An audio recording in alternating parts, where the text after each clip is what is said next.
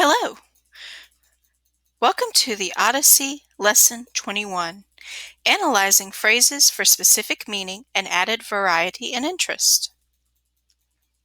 In the previous lesson, we read Book 10 of the Odyssey and learned more about the conflicts that the main characters are facing. We also learned how a complex character develops over the course of a text and advances the plot with his interactions with others. Today we will analyze phrases for specific meaning and added variety and interest in a text. You were expected to complete the character motivation handout for Book 10.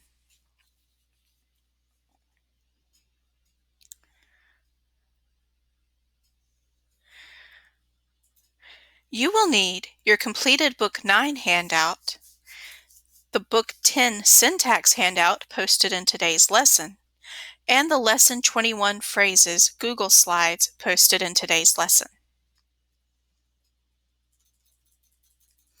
In Lesson 18, we talked about how part of what makes the Odyssey so compelling is the syntax or sentence structure of the epic. In the Robert Fagles' edition, the various phrases used add variety and interest to the story. Today we will be working with the phrases that we learned about in Lesson 18, and we will practice using two more types of phrases in our writing. The phrase types we're going to look at today and practice with today are absolute phrases, prepositional phrases, participle and participial phrases, appositives, and appositive phrases.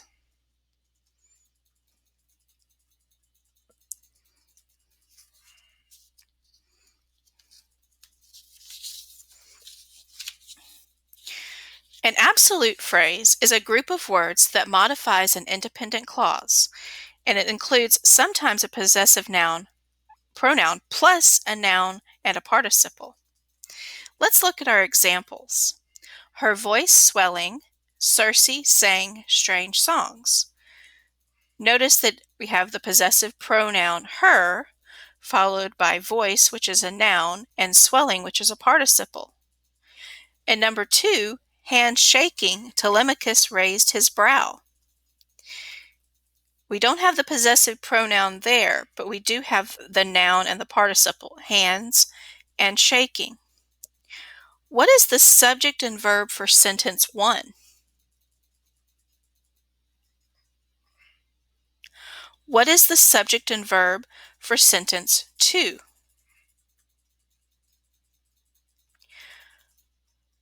For the absolute phrase in sentence 1, what is it that's being described or modified? For the absolute phrase in sentence 2, what is it that is being described or modified?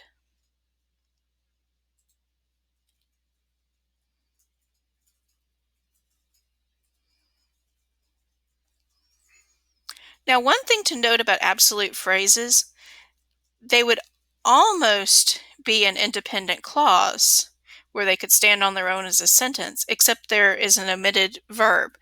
Even if you would put was or were in it, it would become an independent clause. But since it's not there, it's an absolute phrase.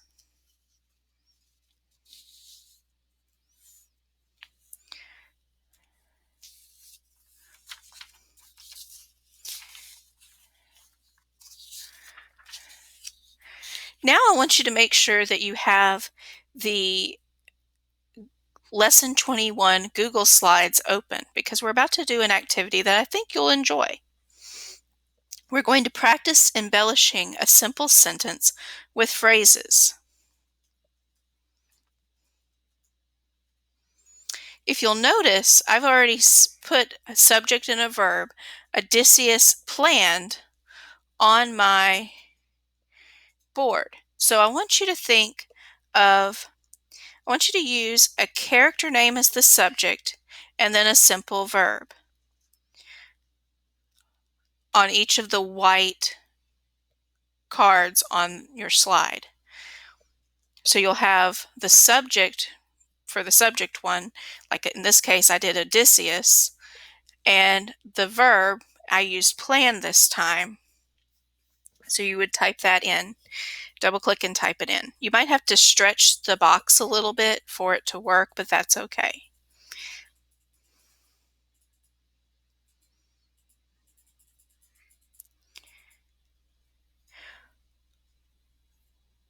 Now, this simple sentence should describe an action that happened in the Odyssey up to this point in our reading.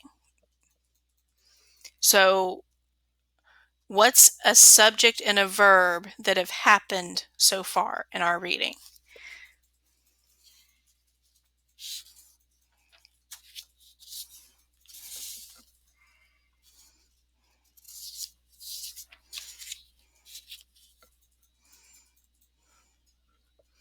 Now, if you look at the blue card, that's the card for the absolute phrase. So you're going to need an absolute phrase that modifies your subject. So I'm using his mind churning, and his mind churning is going to describe Odysseus.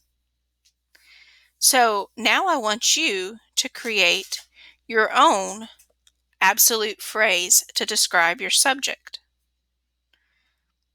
Now remember, with absolute phrases, you can use a possessive pronoun, but you don't have to, followed by a noun and an ing form of the verb. In other words, the present participle.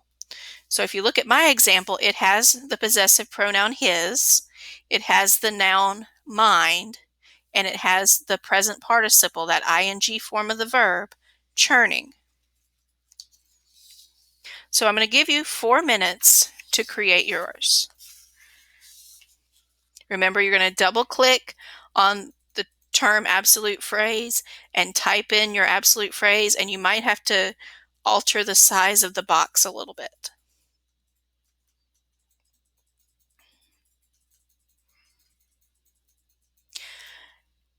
Now we're going to add our second phrase to our sentence. This one will be in a positive phrase.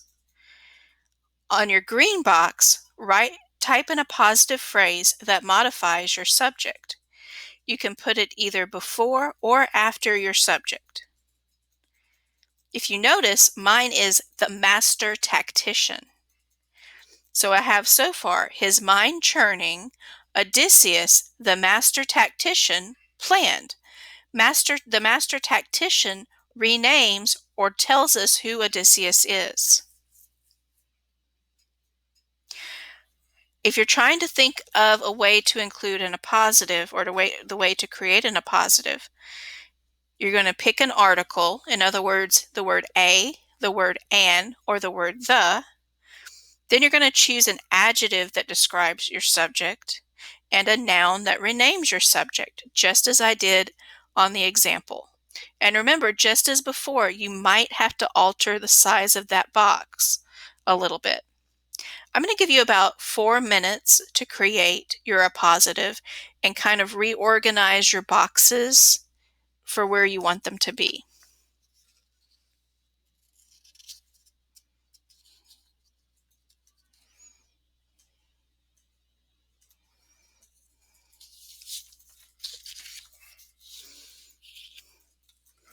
Now we're adding our third phrase to our sentence. It's going to be in orange, and it will be our participial phrase. Your participial phrase will also describe your subject. Mine is plotting to win the war. Who's plotting to win the war? Odysseus is plotting to win the war.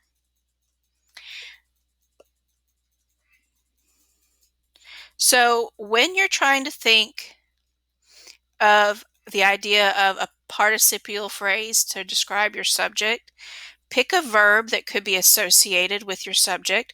We already know that Odysseus plots and schemes and his mind churns and he plans. So I'm using plotting, and you add the ing to that verb. So plotting. And then you add in some words that are associated with that particular thing. So I'm going to give you about 4 or 5 minutes to create your participial phrase on your orange block, resize it as necessary, and then reorder your sentence. If you look at my sentence, it now reads, his mind churning, plotting to win the war, Odysseus, the master tactician, planned.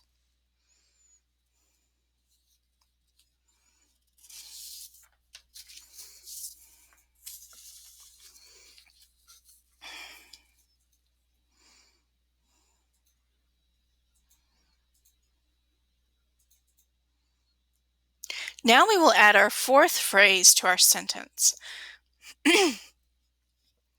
Our yellow phrase will be a prepositional phrase.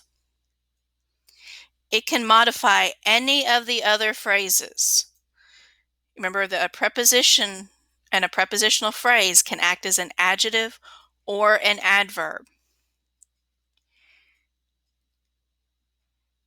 And it begins with a preposition and then has words after it and has to have a noun following it. So I'm going to give you about 4 or 5 minutes to create your prepositional phrase,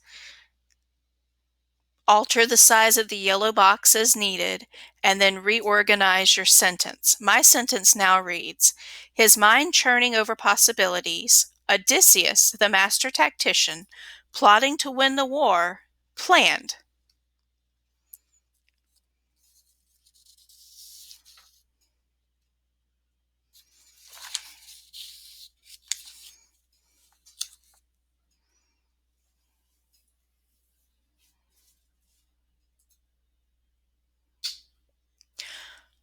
Congratulations! You have completed Lesson 21 of the Odyssey unit. In this lesson, you practiced adding phrases to add interest and variety to your sentence writing. You also learned about how phrases can convey specific meaning and add variety. And before we go, I want us to look back at that syntax handout,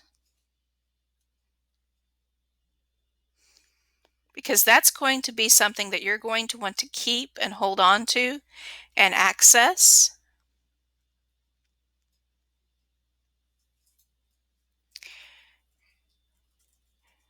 And now that we've completed the actual lesson work for Lesson 21, I want you to go ahead and complete Activity 2, which is identifying phrases in the Odyssey. You're going to reread the passage from Book 10 below, and then analyze the shaded phrases by labeling what each kind is by using insert and comment. So you're going to click and drag to select. Our first one is by the hull, and you're going to go to insert, comment, and you're going to type in the comment box what type of phrase it is. This is due by the end of the period. If you do not finish it by the end of the period, it is for homework.